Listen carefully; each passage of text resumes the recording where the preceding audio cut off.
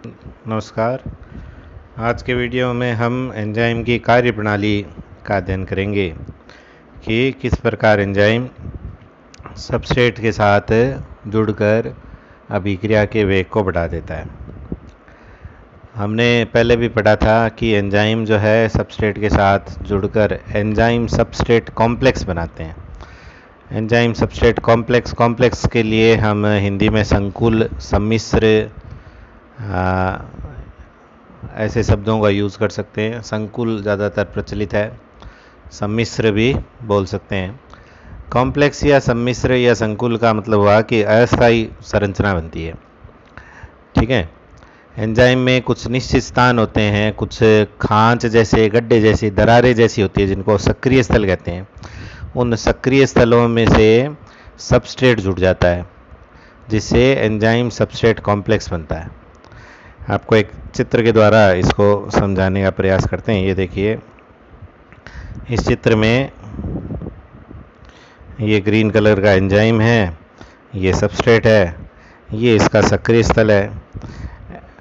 Substrate enzyme के सक्रिय स्थल से जुड़ जाता है जिससे ये एंजाइम सबस्ट्रेट कॉम्प्लेक्स बना है। फिर इस कॉम्प्लेक्स के बनने के कारण से के पश्चात सबस्ट्रेट में के पुराने बंध टूटते हैं, नए बंध बनते हैं और उत्पाद का निर्माण होता है। प्रारंभ में वो उत्पाद एंजाइम से जुड़ा रहता है, इसलिए इसको हमने बोल दिया एंजाइम प्रोडक्ट कॉम्प्लेक्स। और फिर ये प्रोडक्ट अलग हो जाते हैं, उत्पाद अलग हो जाते हैं, तो ये एंजाइम अलग, ये दो नए उत्पाद बने, ये अलग अलग। ठीक है। तो ये एक चित्र के द्वारा ये कार्य विधि है। तो सभी वैज्ञानिक इस बात पर तो सहमत हैं कि एंजाइम अभिक्रिया के वेग को बढ़ाने के लिए एंजाइम सबस्ट्रेट कॉम्प्लेक्स बनाते हैं। लेकिन ये एंजाइम को सबस्ट्रेट कॉम्प्लेक्स बनेगा कैसे, इस संबंध में दो भिन्न मत प्रचलित है, सिद्धांत प्रचलित है। ठीक है। सक्रियण ऊर्जा कम हो जाती है इसके कारण से। तो पहले इस चित्र को भी देखते हैं हम लोग, इस ग्राफ को, एंजाइम की कार्यप्रणाली से संबंधित, कि ये तो है रेट ऑफ सबस्ट्रेट की जगह ये अभिक्रिया की दिशा हम लोग कहेंगे, और यहाँ पे स्थितिज ऊर्जा है, अभिक्रिया दिशा कहेंगे इधर। बिना एंजाइम के जो अभिक्रिया होती है उसके लिए ये पहला वाला आरेख है, और एंजाइम की उपस्थिति में ये छोटा वाला आरेख दिख रहा है। दोनों का अंतिम भाग तो वही है, उत्पाद बनना है, सबस्ट्रेट उत्पाद में बदलेगा। लेकिन एंजाइम की उपस्थिति में सबस्ट्रेट को उत्पाद में बदलने के लिए बहुत अधिक सक्रियण ऊर्जा की आवश्यकता होती है, अधिक सक्रियण ऊर्जा की आवश्यकता होती है। ठीक है। लिखा है ना, एक्टिवेशन एनर्जी, सक्रियण ऊर्जा in the absence of enzyme, enzyme की अनुपस्थिति में। और एंजाइम की उपस्थिति में सक्रियण ऊर्जा कम चाहिए। कम सक्रियण ऊर्जा चाहिए तो क्रियाकारक या सबस्ट्रेट जो है वो सरलता से उत्पाद में बदल जाता है। ठीक है। ये ऊर्जा अवरोध था, ऊर्जा बाधा थी। इस ऊर्जा बाधा बढ़ी थी कब, जब एंजाइम नहीं हो, और एंजाइम हो तब एंजाइम सबस्ट्रेट कॉम्प्लेक्स बनता है। उस एंजाइम सबस्ट्रेट कॉम्प्लेक्स के लिए कम बाधा है, कम ऊर्जा की आवश्यकता होती है। ठीक है। इसलिए जल्दी से सबस्ट्रेट उत्पाद में बदल जाता है। यहाँ एक चीज़ और ध्यान देने वाली बात है कि सबस्ट्रेट की तुलना में इस ग्राफ में उत्पाद की ऊर्जा कम है। सबस्ट्रेट उच्च ऊर्जा स्तर पर है और ये उत्पाद की ऊर्जा कम है। ठीक है। तो ज़्यादा ऊर्जा वाले सबस्ट्रेट को कम ऊर्जा वाले प्रोडक्ट में बदलना है तो उसको अपनी ऊर्जा त्यागनी पड़ेगी, ऊर्जा त्यागनी पड़ेगी ऊष्मा के रूप में। इसलिए ऊष्माक्षेपीय अभिक्रिया का उदाहरण है, ऊष्माक्षेपीय अभिक्रिया उदाहरण है। यदि इस ग्राफ में सबस्ट्रेट, मान लो यहाँ पे सबस्ट्रेट होता और ये उत्पाद ऊपर बनता इससे, तो यह ऊष्माशोषी अभिक्रिया होती, क्योंकि कम ऊर्जा वाले सबस्ट्रेट को अधिक ऊर्जा वाले प्रोडक्ट में बदलना था, तो इतनी अतिरिक्त ऊर्जा इसको अवशोषित करनी होगी, तब जाके पहुंचेगा। इसलिए ऊष्माशोषी अभिक्रिया है। ये चीज़ें आप केमिस्ट्री में ज़्यादा विस्तार से पढ़ेंगे। ठीक है। तो मुख्य रूप से बात यह है कि क्या क्या प्रक्रिया होगा। पहला होगा formation of enzyme substrate complex. Enzyme substrate complex बनेगा, उसके कारण से ऊर्जा कम हो जाएगी। कौन सी? सक्रियण ऊर्जा कम हो जाएगी, ठीक है। और एंजाइम और उत्पाद प्राप्त हो जाएंगे, पुनः वापस उसी स्थिति में प्राप्त हो जाएंगे। अब बात यह है कि एंजाइम सबस्ट्रेट कॉम्प्लेक्स बनता कैसे है। एंजाइम सबस्ट्रेट कॉम्प्लेक्स बनता कैसे है? अभी जो चित्र दिखाया था उससे ये लिया गया है। Substrate plus enzyme, enzyme substrate complex, unstables मतलब अस्थायी संरचनाएं। फिर ये एंजाइम सबस्ट्रेट कॉम्प्लेक्स बदल गया एंजाइम और उत्पाद में, ठीक है। अब एंजाइम सबस्ट्रेट कॉम्प्लेक्स बनने के संबंध में दो सिद्धांत प्रचलित है। एक है लॉक एंड की थियोरी, ताला चाबी सिद्धांत, जो एमिल फिशर ने दिया। एमिल फिशर ने ताला चाबी सिद्धांत दिया। और एक है प्रेरित आसंजन सिद्धांत, इंड्यूस्ड फिट थियोरी, वो है कोसलैंड का, ठीक है। ज़्यादा प्रचलित तो सिद्धांत ये है लॉक एंड की वाला ताला चाबी सिद्धांत, लेकिन ज़्यादा सही मान्यता प्राप्त सिद्धांत है कोसलैंड वाला इंड्यूस्ड फिट थियोरी, या जिसको कहेंगे प्रेरित आसंजन सिद्धांत।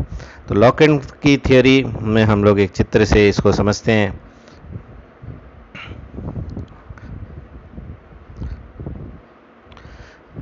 ये लॉक एंड की थियोरी का चित्र देखते हैं।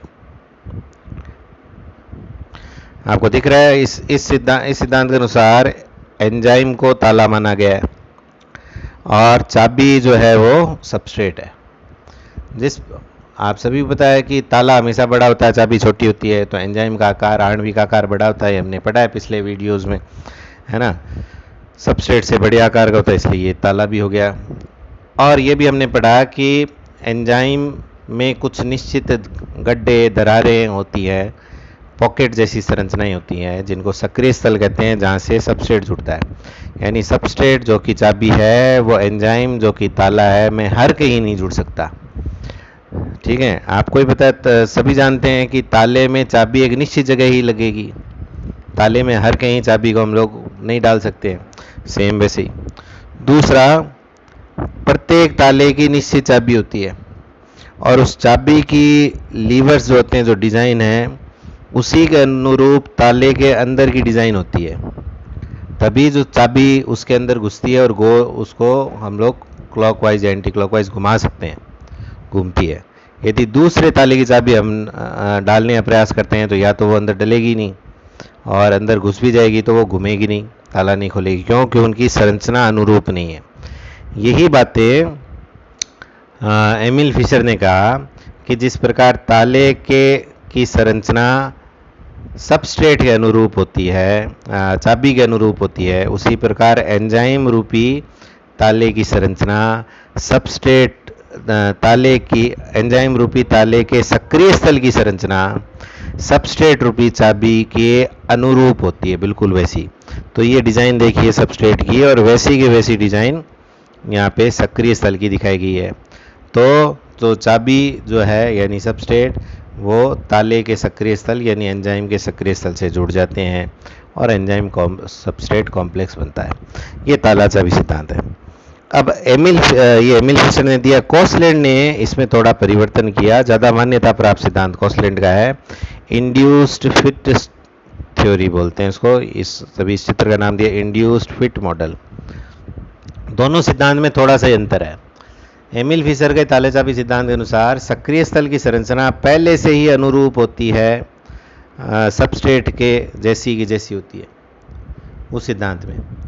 लेकिन बाद के अनुसंधान और कोसलैंड के सिद्धांत के अनुसार प्रारंभ में एंजाइम के सक्रिय स्थल की संरचना सबस्ट्रेट की संरचना के अनुरूप नहीं होती है, उसके पूरक नहीं होती है। देखो यहाँ की जो डिज़ाइन है, ये बिल्कुल वैसी की वैसी डिज़ाइन इस एंजाइम के सक्रिय स्थल की नहीं है, शुरू में नहीं है। ताला चाबी सिद्धांत में के अनुसार तो होनी चाहिए, इसके अनुसार प्रारंभ में नहीं होती है।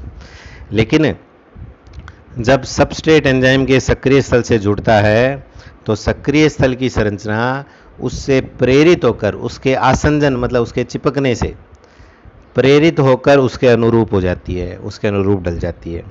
लिखा है देखो इधर, the enzyme active sites form a complementary shape, कि एंजाइम के सक्रिय स्थल पूरक आकृति बना लेते हैं टू द सबस्ट्रेट, किसके पूरक? सबस्ट्रेट के पूरक आफ्टर बाइंडिंग, उससे जुड़ने के बाद। ठीक है, तो दोनों सिद्धांत में थोड़ा सा अंतर हुआ कि तालाचाबी सिद्धांत कहता है कि एंजाइम के सक्रिय स्थल की संरचना दृढ़ होती है और वो पहले से ही सबस्ट्रेट के ठीक विपरीत या पूरक होती है, जबकि प्रेरित आसंजन सिद्धांत कहता है कि प्रारंभ में एंजाइम के सक्रिय स्थल की संरचना सबस्ट्रेट के अनुकूल नहीं होती है और ये दृढ़ संरचना भी नहीं है, ये उसके आसंजन से प्रेरित हो जाता है। आसंजन मतलब चिपकने से। किसके चिपकने से? उस चाबी के चिपकने से। चाबी मतलब सबस्ट्रेट के चिपकने से उसके अनुकूल हो जाता है, फिर दोनों एक दूसरे से जुड़ जाते हैं। तो इतना सा दोनों में अंतर है। ठीक है, ये चित्र के द्वारा आपको समझाया मैंने। ये इसमें बताया गया है लॉक-एंड की थियोरी, ये और इंड्यूस्ड फिट थ्योरी कोसलैंड का बताया गया। ये दोनों इसका है। अब इसके कारण से एंजाइम की सक्रियण ऊर्जा, एंजाइम जो सबस्ट्रेट कॉम्प्लेक्स बना है, उस एंजाइम सबस्ट्रेट कॉम्प्लेक्स की के लिए सक्रियण ऊर्जा का मान काफ़ी कम होता है। तो ये बहुत शीघ्रता से ही जो एंजाइम सबस्ट्रेट है, एंजाइम सबस्ट्रेट कॉम्प्लेक्स है, वो पहले एंजाइम प्रोडक्ट कॉम्प्लेक्स में बदलता है और बाद में एंजाइम और प्रोडक्ट अलग अलग हो जाते हैं। तो इसको समीकरण के रूप में भी कुछ किताबों में लिखा रहता है ऐसे कि सबसे पहले E+S उत्क्रमणीय रूप से बंधित होकर बनाते हैं। ES बड़े कोष्ठक में लिख रहे हैं क्योंकि अस्थायी संरचना है, एंजाइम सबस्ट्रेट कॉम्प्लेक्स। फिर ये एंजाइम सबस्ट्रेट कॉम्प्लेक्स बदलता है एंजाइम प्रोडक्ट कॉम्प्लेक्स में, EP, P फॉर प्रोडक्ट। और ये एंजाइम प्रोडक्ट कॉम्प्लेक्स बाद में एंजाइम और प्रोडक्ट को अलग अलग कर देता है और एंजाइम का सक्रिय स्थल फिर से फ्री हो गया और इस मुक्त हुए सक्रिय स्थल से नया सबस्ट्रेट जुड़ जाता है। ये एंजाइम की कार्य करने की प्रणाली है। मुख्य रूप से ये जो एंजाइम सबस्ट्रेट कॉम्प्लेक्स है, इसको कम सक्रिय ऊर्जा की आवश्यकता होती है। ठीक है, तो इतना पढ़ें। कल प्रयास करेंगे इस चैप्टर को पूर्ण करने की। अब इसका एक नामकरण बचा है और वर्गीकरण बचा है। ठीक है, उसका थोड़ा सा और ध्यान से हम लोग अध्ययन करना है, इसलिए आज बिल्कुल छोटे से वीडियो के माध्यम से आपको ये बताया है।